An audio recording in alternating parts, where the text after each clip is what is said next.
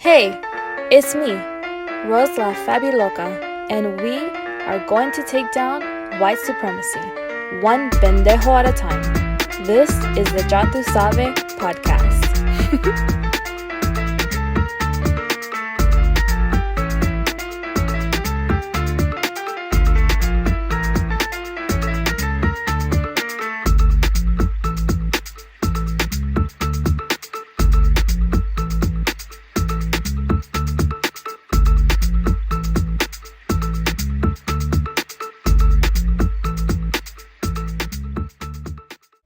Hola mi gente, I hope you all had a wonderful weekend. So much has happened since my last episode that I want to fill you all in on. Firstly, my podcast has officially gone up onto the Apple Podcast app, so now you can take me with you wherever you go, on your morning commute to work, or while you make breakfast, lunch, and dinner, in your evening quiet time, etc. I'm so happy to bring my listeners another avenue to access my podcast. But with that being said, if you are accessing my podcast on the app, the visuals involved in some episodes will not be available. So I still encourage you all to subscribe on YouTube in order to get the full experience. The best thing my friends do is pull up the episode to watch on their Roku or Fire Stick so they can enjoy it TV style. Additionally, Friday night specials are not available for the Apple Podcast app, so you will have to access that from YouTube. As we continue to address American social issues, I want you guys to understand the structure and direction of this podcast. In order for us to better understand systemic racism and white supremacy, I need to take you guys back in time, which means that as we start at the beginning of earlier centuries, I'm going to narrate how we have gotten to such a shitty state today.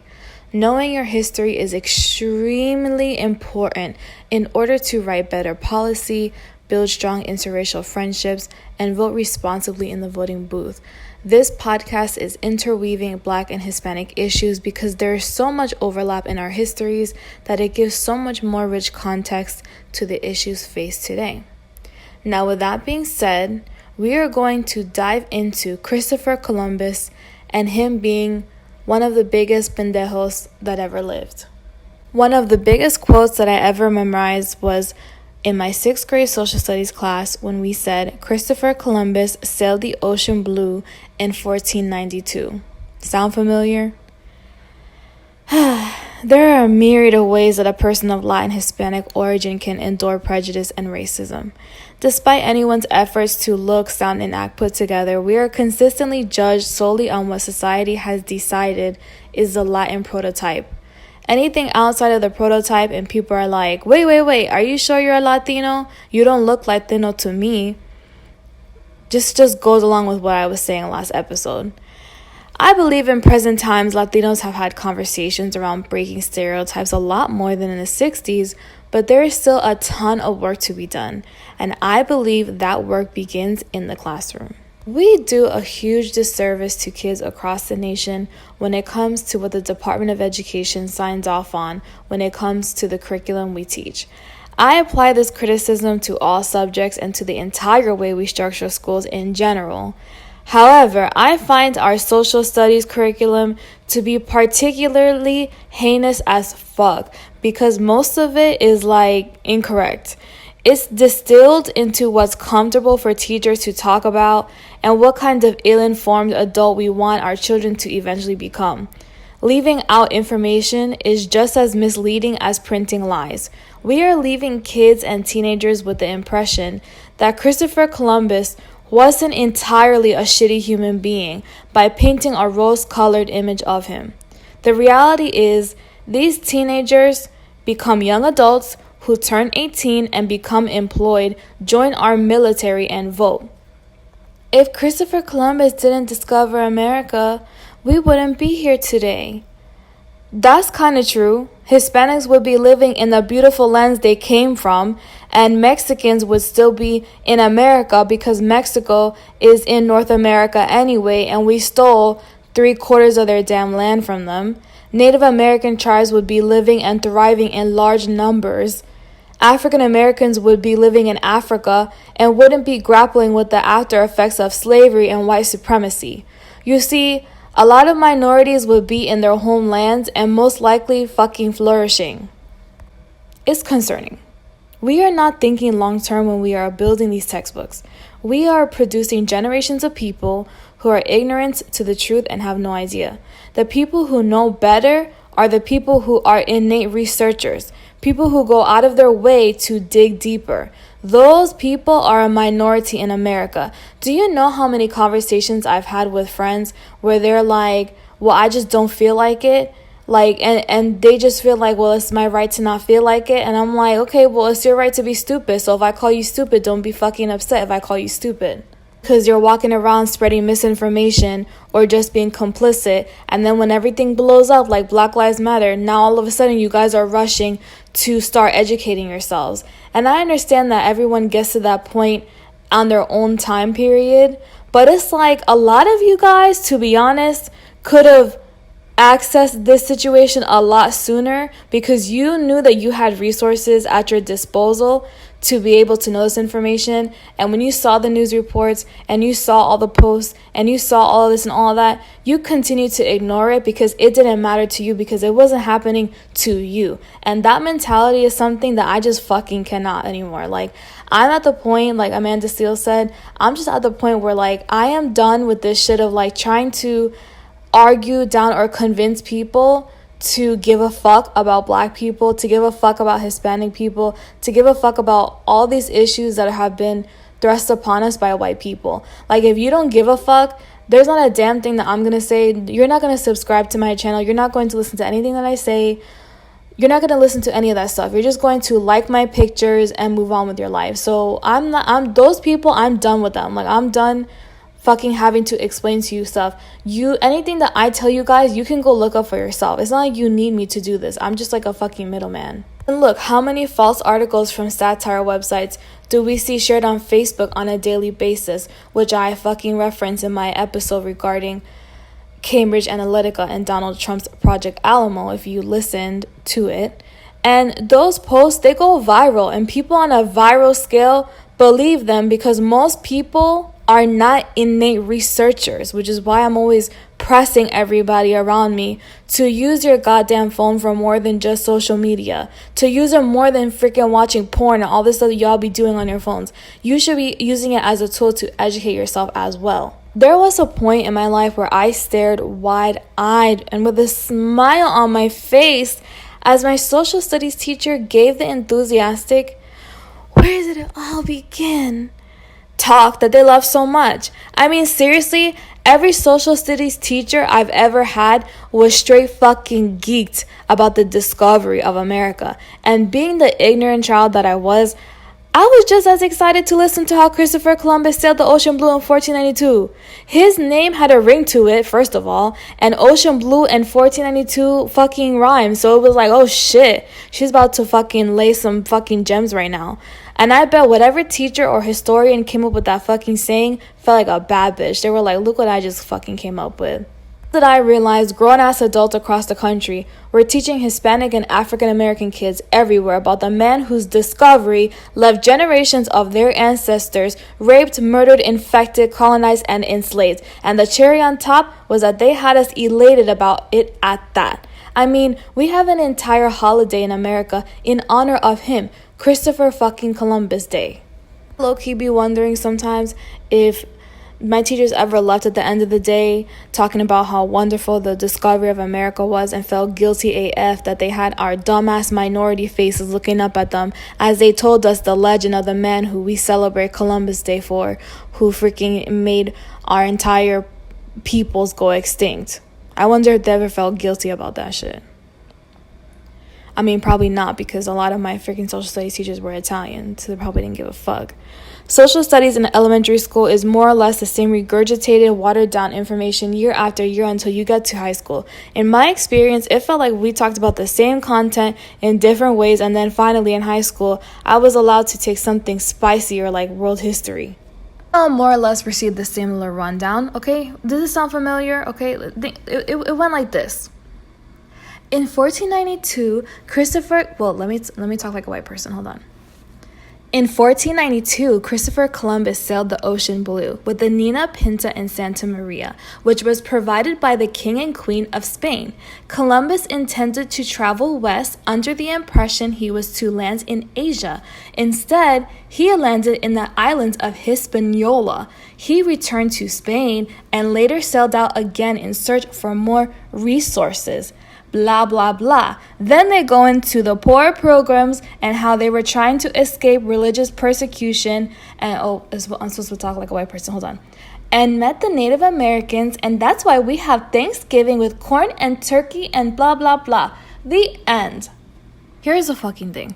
A lot of people in my experience have excused the true understanding of who Christopher Columbus was and what he did by saying the truth isn't age appropriate. Now, obviously, I understand why rape wouldn't be discussed in a second grade classroom, but why have we glossed over the truth of the matter, even throughout high school? And this is an issue I have with adulthood in general. We tend to forget that the content of these conversations teenagers are having amongst their own social groups. Educating them on Christopher Columbus and just mentioning rape is very minuscule for them to handle, considering how much you already know about sex by 14 years old. Picture this, okay? There are 2 Hispanic girls in the class. Alicia is Dominican and has milk-colored skin. Jasmine is Cuban and has warm-colored skin. When Alicia tells people that she is Dominican, they ask her, if you're Dominican, why are you white? In this narrative, Alicia is clearly me. When people overhear Jasmine speaking to her grandmother on the phone in Spanish, they say, whoa, you know Spanish? I thought you were black. Do we see how these things are connected? Hispanics don't just come in one color because of what began with Christopher Columbus and his ill-fated trip to find Asia. If he'd succeeded, Asians would probably have been the ones to come in all types of colors because that's how they do things. Colonization has bred us this way, and the colonization of our ancestors began because Christopher Columbus landed in the Bahamas in 1492. Having a hard time processing this, don't worry, because by the end of this podcast you will have a complete understanding and clear trajectory on where this Hispanic Latino thing is going, even if it fucking kills me to get you there. In order to be inducted into this FabuLoca sisterhood, it is a prerequisite, okay? If you are trying to be lit and be fucking woke right now, you have to be educated. Whenever I think about my journey in learning who Christopher Columbus was, I think back on my junior year of high school and my advanced placement history class with Miss Tappan. One afternoon, my best friend Vanessa and I had arrived early to the most boring fucking class in our schedule, AP American History. And to be clear, it wasn't boring because American history is boring. It was boring because Miss Tappan was fucking boring. She was small and round with white hair and glasses. She was from Alabama and was as sweet as pie as long as you didn't get on her nerves, shrug off her assignments, and fall asleep in her class. And naturally, I did all 3, so it's safe to say I was not her favorite. What my friend and I found that day were the American history textbooks left behind on the regular level that had come before us. Out of curiosity, I flipped one open to the chapter about Christopher Columbus to see what it had to say in comparison with ours. Our textbook was written by historians who gave Christopher Columbus backhanded compliments, often by saying things like he was the most successful failure in history. And that made me kind of laugh. I'm not gonna lie. What I found in the regular kids' textbooks was that their information on Christopher Columbus was watered down as shit. It was not only super short, it was the same BS they taught us in elementary school about him. I was pissed. I was so pissed at the fact that our textbooks were that different. I was pissed that the information wasn't even correct. And I was pissed that everyone I talked to about it, it was just kind of like, yeah, that okay. They didn't even care. I bitched about it to my friends and she just was like, wow, and went back to her phone. I was freaking exasperated talking to my mom about it, hoping she would match my level of passion and energy since she worked in the minority sector of education and still does. Of course, like my mom is, she gave me her typical even-tempered energy. She said I bring this issue up often when we discuss picking textbooks, but yes, it's an issue. I mean, at least she acknowledged it was a problem. Like, sometimes I wonder what kind of mother I will turn out to be because, like, will I be even-tempered like my mother is, or will I be a fucking loca like I am now? And when my daughter comes home to complain about something like Christopher Columbus, am I going to complain and bitch with her and match her energy or what? Because I'm not really sure what kind of mom I'm going to be. But I was just like, damn, why does no one seem to care about this much as I do. Like, don't you all see how problematic as fuck this is in the long term? It's frustrating how increasingly complicit we have become about things because that's just the way they are. What kind of attitude is that? What if Martin Luther King Jr. or Malcolm X or Rosa Parks had that kind of attitude? Jeez. I'm going to give you guys the actual synopsis, so know it well.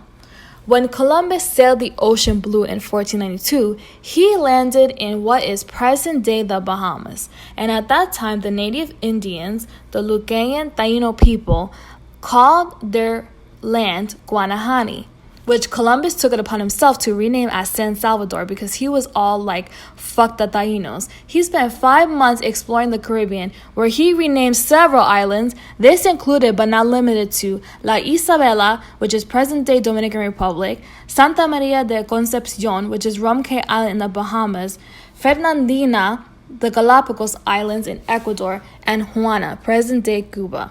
He left 39 men to build a settlement in La Navidad, which is present-day Haiti, and kidnapped between 10 and 25 native Indians to take back to Spain to showcase the success of his conquest. Only 8 of them survived the trip. Only 8 of them. Only 8 of the freaking kidnapped Indians survived that trip because of their nasty asses and their boats and shit. They weren't used to all that. These are island people, you guys. They don't be going on boats like that. He brought back small amounts of gold as well as native birds. Like, damn, even the birds, though. Fucking savage. He's a savage. And he brought plants to show the richness of the land he believed to be Asia, which always fucking confused me. How can you make plants freaking survive the boat trip, but you can't help make sure that the human beings survive the boat trip? What a fucking dumbass. Honestly, he brought back people and birds because what he didn't find was the ample amount of resources he talked up to the king and queen about in order to convince them to finance his trip in the first place. It's like paying for someone to go on vacation and then come back without the souvenirs they promised you that they'd bring you. Like, what a douche. In an excerpt I found, this is what he wrote, okay? It's been translated into modern English. Somewhat. Let me take a breath. Give me a break. Hold on. Okay. In the island, which I have said before was called Hispana, which is present-day Dominican Republic, Haiti. Wait, I should say it in a white voice so that you guys know that it's Christopher Columbus and not me saying this. Okay. Let me restart. In the island, which I have said before was called Hispana, there are very lofty and beautiful mountains, great farms, groves, and fields, most fertile both for cultivation and for pasturage, and well adapted for constructing buildings. The convenience of the harbors in this island and the excellence of the rivers in volume and salubrity surpass human belief, unless one should see them. In it, the trees, pasture lands, and fruits differ much from those of Juana, which is Cuba. Besides, this Hispana, Dominican Republic, Haiti, abounds in various kinds of species, gold and metals. The inhabitants, ... are all, as I said before, unprovided with any sort of iron, and they are destitute of arms, which are entirely unknown to them, and for which they are not adapted, not on account of any bodily deformity, for they are well made, but because they are timid and full of terror. These fucking people were terrified of these Europeans coming into their country. They didn't know what the fuck was going on. They were like, what are these guns and all this stuff? They don't fucking know. Back to the story. But when they see that they are safe and all fear is banished, they are guiltless and honest, and very liberal of all they have. No one refuses the asker anything that he possesses. On the contrary, they themselves invite us to ask for it. Fucking manipulative as fuck. They manifest the greatest affection towards all of us, exchanging valuable things for trifles, content with the very least thing or nothing at all. ...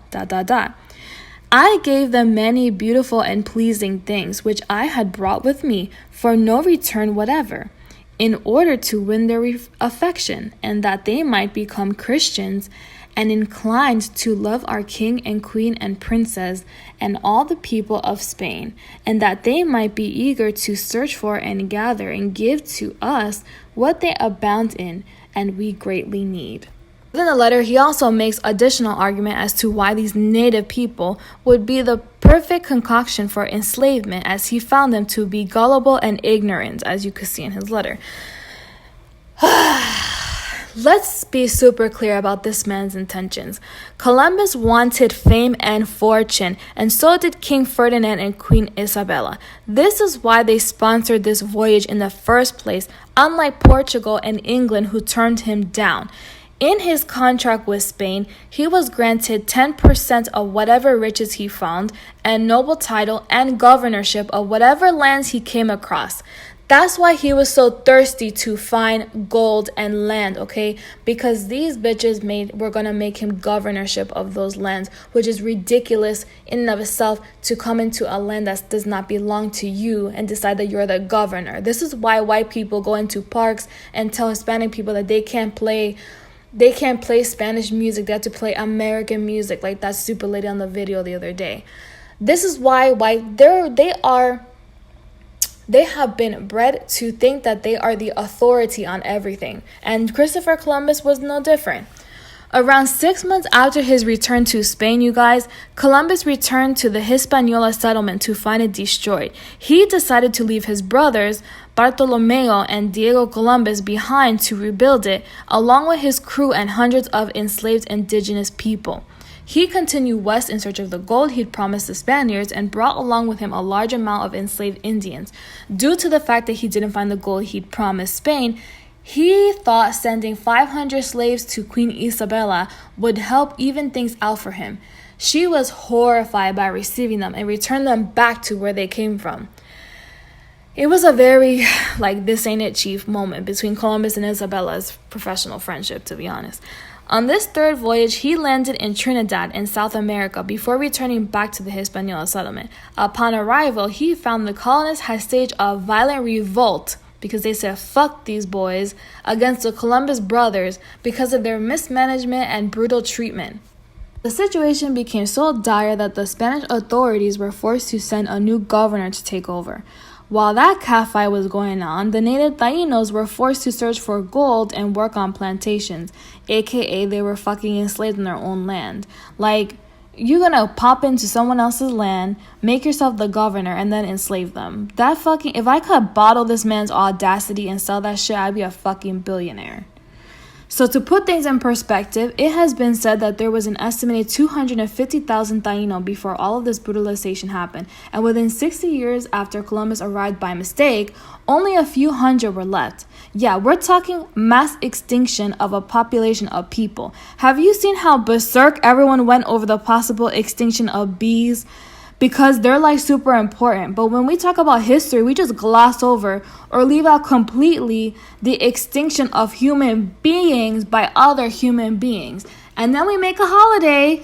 Then we make a fucking holiday about that person and call it Columbus Day and give him statues of grandeur all over the place as if he did the world a favor.